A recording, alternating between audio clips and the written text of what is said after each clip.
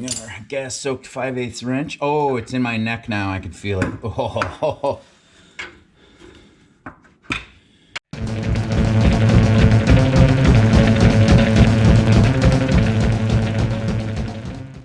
Welcome back to the Burb Files Season 2. On this episode, we got to do some diagnostic work on Charles. When I got him, he ran great, pulled hard, everything was good. I used him to tow one of our project cars, the Volvo, up to Atlanta. No issues. Everything went well, everything went smooth. But over the last week or so, I've noticed that the truck has been getting very, very sluggish. You mash the gas, nothing happens. But if you tip into a 1/4 to 3/8 throttle, it'll actually pick up speed. So I did plugs, wires, rotor, cap, checked all the timing, all that other crap. Everything seemed good. It starts right up. It idles quite a bit better just from that, but still the same symptoms. It's very sluggish. It's hard to accelerate to get onto the highway. So the 2 things I'm going to try left, or the 3 things I'm going to look for, is a vacuum leak, which I did find one because I lost the climate control and the cruise control, but that must have popped off when I was doing the wires. Replaced that. That works fine. Everything's good. So I'm going to check for another vacuum leak, which could cause that, although the truck isn't running lean according to the gauge, or according to the temperature gauge, because it's not running hot. So if it's really lean, I would expect it to run a lot hotter, especially under hard acceleration uphill. Atlanta's not flat, it's very up and down, and I drive all over the place with this thing. So I'm going to check for another vacuum leak. I'm going to replace the fuel filter today. I'm going to replace the O2 sensor today. If it's clogged, I can imagine it's dumping too much fuel or not enough fuel based on the trim that it sees from that. It's a 1-wire, it was $20 at Slow Riley's. And then if that doesn't work, I'm going to have to plug into possibly a plugged catalytic converter or some other thing that I haven't seen before. The check engine light is not on. Granted, OBD1 isn't that great, but we're going to replace the fuel filter and the O2 sensor right now, so let's get into it. So we're into the passenger side of the Suburban, and we're taking a look at these lines and the fuel filter. Now, the fuel filter does look somewhat new. However, if it's stainless steel, which I assume that it is, it'll always kind of look brand new. There's no date on there that I can see if it was replaced. We're looking at these flex lines. They all look good. I don't see any gas leaking out of there. So it's definitely not a leak over here where these connections are. These typically will rust off and break either on the front or the back, more so on top of the gas tank as well. You know, if water gets trapped in there, even though it's stainless, it'll just sit there and corrode off. So what I'm going to do is I'm going to get a couple of wrenches. I'm going to crack these. These are inverted flare, so there's no crush sleeve or washer needed. And then I'm going to take this top bolt out. We'll take it out, we'll replace it, and we'll see if we get any increase there. One thing that I am hoping that I do find is that I'm going to crack this one first, and I really hope that nothing comes out. It's just completely clogged. That would be a big relief. I'm looking at the exhaust work while I'm under here. It's not terrible to get that catalytic converter out and weld in a new one, but I really don't want to do that. But stick around as we go forth with fuel filter replacement right here on the Burb Files. All right, so after I've stood up and got a bunch of different wrenches, you can only bring so many with him. This back one here is 5/8 on the line. This front one here is 5/8 on the line. I believe this nut is it's a 13/16. It's probably metric, because 3/4 didn't fit. 13/16 seems okay. I'm gonna start over here. See if we can't crack this loose without breaking the line.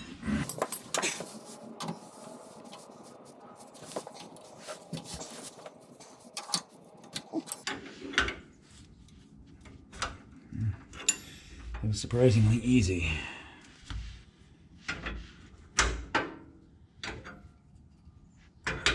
And I'm leaving this bracket on there just so it'll hold it a little bit while I do that. Well, that broke surprisingly free, so now I should have probably brought a socket And 5/8 isn't gonna fit, so hopefully that's a 9/16. I'm gonna go get a 9/16 socket.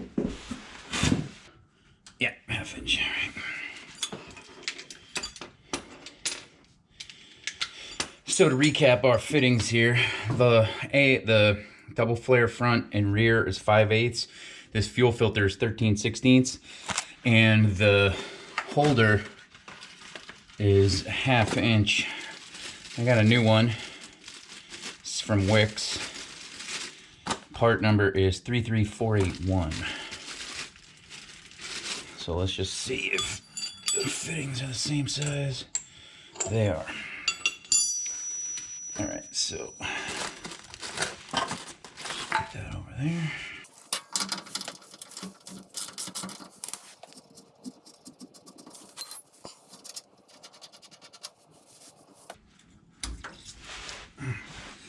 Knew that was coming.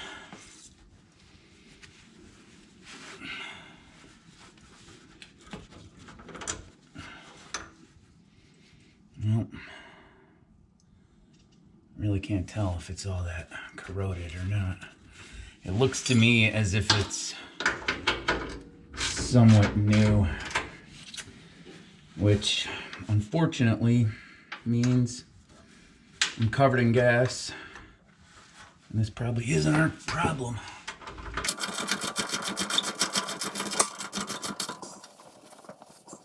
Oh God, gas is like the worst. It's like the least viscous thing on the planet. It just goes everywhere.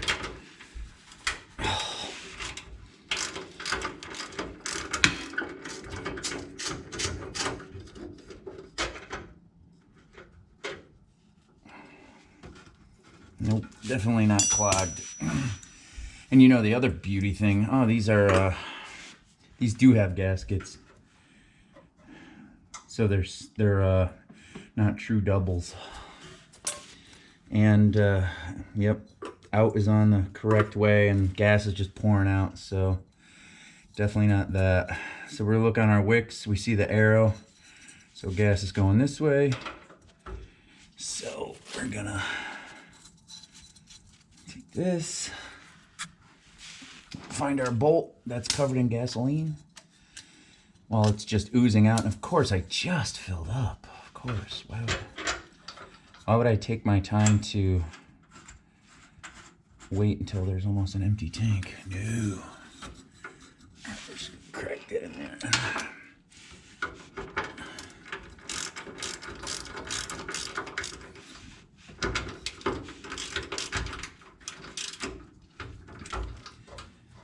Get our flex line up in there.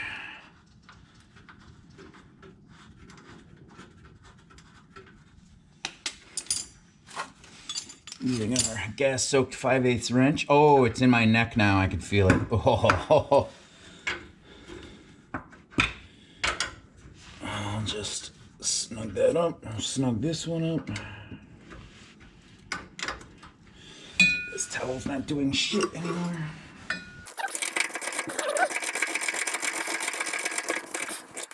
Now, because these have gaskets on them, we don't have to go too crazy.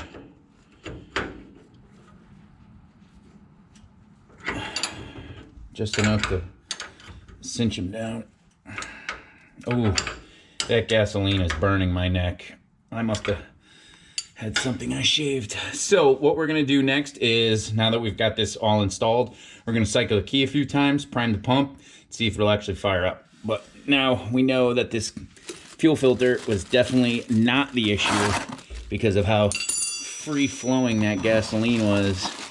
I've got a nice sized amount on my neck and it's starting to burn. Okay, we're up in the cab, up in Charles. So what we're gonna do is just cycle the key a couple times to prime it up. We should hear the pump. I'm not sure if we'll hear it on video.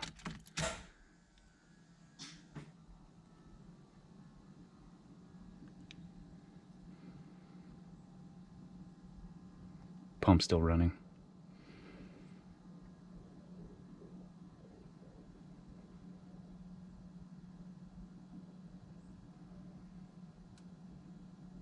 Okay, the pump stopped. We're gonna try that one more time. should cycle a lot shorter once it builds pressure. If it was to keep running and it never did build pressure, I'd be worried that we screwed the replacement up and there's gas pouring out underneath the cab of the vehicle.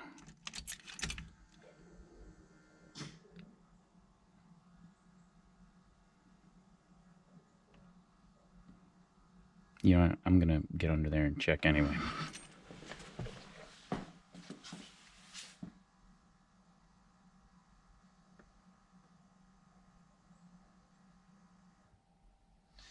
Yeah, the pump did stop. I don't know what the actual cycle time is, but I don't see any gas out there, so we're gonna see if it'll just fire right up.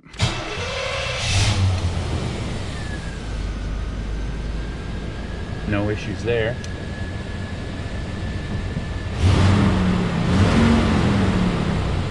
Sounds healthy.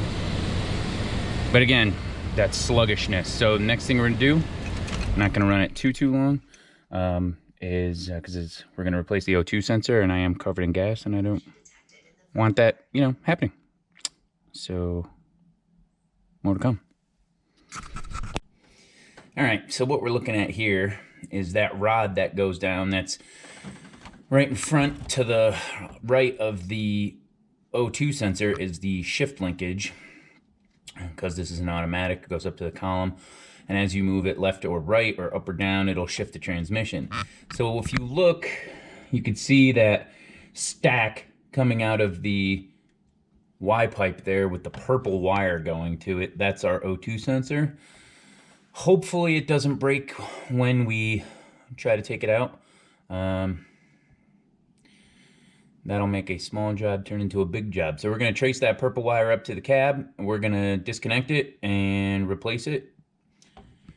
Stick around.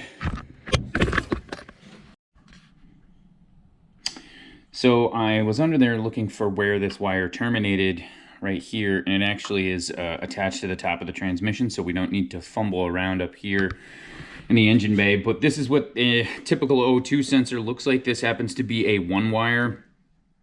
As the O2 sensor does its job, it'll send either, or I'm sure in this one it'll probably be resistance, and then as the resistance changes, the ECU will know to add or take away fuel based on load, vacuum settings, all that other stuff.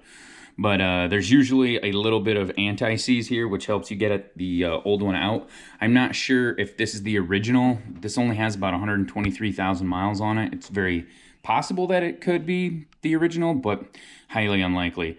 So there's other variants. There's 2-wire, 3-wire, 4 or 5. I've only seen up to a 5. I'm sure there's a 6-wire one on some BMW race car. But this is it. So we're gonna see if we can find the wrench size for this ahead of time. That way we don't have to stand up and lay down about 700 times.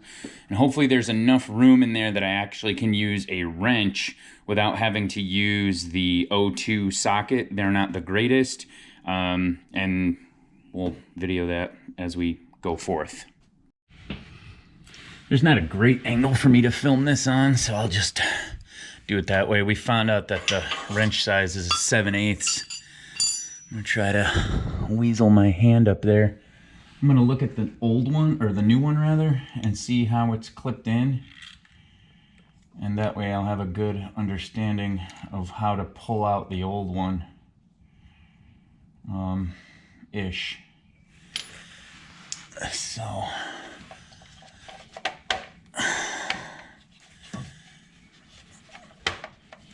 I'm having so much trouble with this flashlight.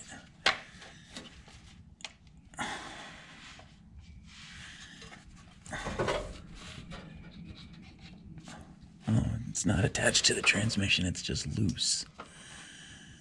Out of the loom there. But it's easy enough. Yeah, that's it. You just lift up and push back. Beauty of a one wire. All right. Sorry if I was in the way there. I have to see about editing that out if it looks bad. All right. So there's our beautiful O2 sensor. And this will kind of, if it's clogged, it'll kind of give us a rough idea of what the exhaust looks like.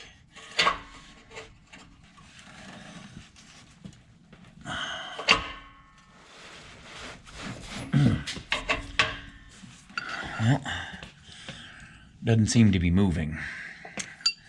So I'm gonna get a box end wrench and go over the wire there. I don't want to destroy it in case I can't get it out, because I do not want to order a Y pipe and then all this other crap and blah blah blah blah blah, which I'm probably gonna have to do anyway. Let me go get a box end wrench, 7/8 box end wrench.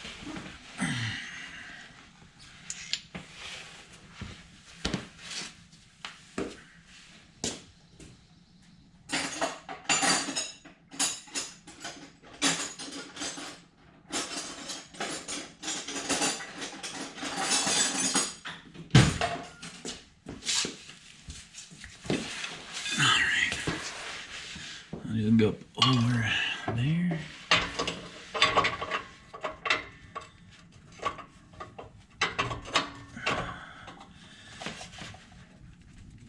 Oh man, I'm moving the whole truck.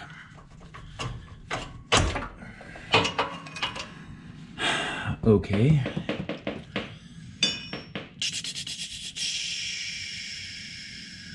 Don't want to really try to heat all that much.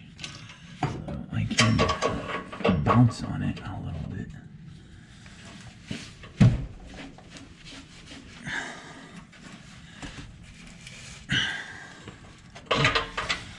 That is in there. Oh man, that's it. That NEC is no bueno. I'm curious, is it welded? Oh no, it's threaded in. Oh, I guess we could try some heat. Let's try some heat, although I suppose I could just warm up the truck, but oh, my neck is still burning from that gasoline. Let's try some heat. Yeah, let's try. Oh, we could try some Croil and let it soak in there for a while. Let's try that first. Let's try heat first. Well, I'm having trouble finding my heat gun as we just moved. There's still stuff all over the place, and I'm just gonna try. Let me see where this falls down. I might just be able to get a bar on this and twist. I don't want to use the acetylene torch. I just don't know how old this Y pipe is and or how thick it is, so it very well could break off, and I don't even know if I'm going to be able to get a pipe on this for leverage.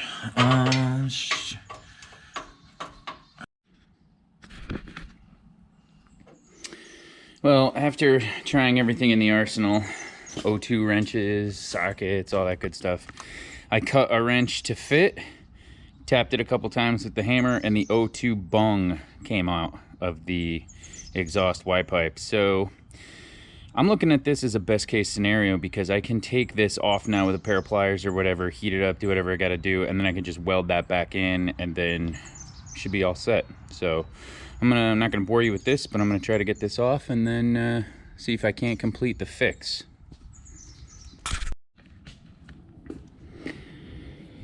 All right, we have our O2 sensor in here. You can see how rusted it was. It doesn't look great either, but I did heat it up a little bit, and then I actually had to use an angle grinder to split the O2 bung. I went and got another one, but they sold me the wrong part. Luckily, it was 50 cents. So I split it, welded it together, put it upside down because the threads were mashed, and then welded it back to the exhaust. I'm not going to show you that and embarrass myself with the weld because it's upside down and backwards.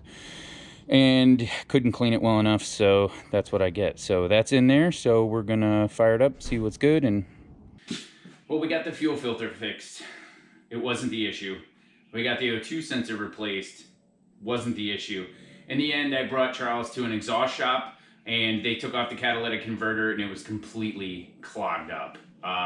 The first element had completely broken apart, and it was just kind of sitting at the bottom of the catalytic converter, and the second portion was so clogged up, you know, we were shining a flashlight through it and you couldn't see anything. I tried to get the catalytic converter, but the exhaust shop wanted it, you know, they turn them in or whatever. But we did learn a lot of stuff, that you get a lot of gas coming out of that filter, and it goes in your neck and it burns. and that the O2 sensor in there was probably the original. It was stamped with an AC Delco part, and it looked the part. It was very rusted, and I didn't get a check engine light. Not that I would. I'm really not even quite sure if the truck even utilizes that. If it dies, it's just said, screw it, just start dumping fuel in there. I'm not sure. But power is restored. The truck runs fantastically. Stick around for more episodes. We got a lot of stuff coming up. We still need 100 subscribers. We're at 76 or 77 the last time I checked. We got that brand spanking new Burb Files t-shirt. We're also going to do another run. We're going to do another giveaway with the Bloody Finger recipe, so stick around for that. Like and subscribe, don't forget. And listen to Quinn. She'll tell you again. Guys, don't forget to like and subscribe down below.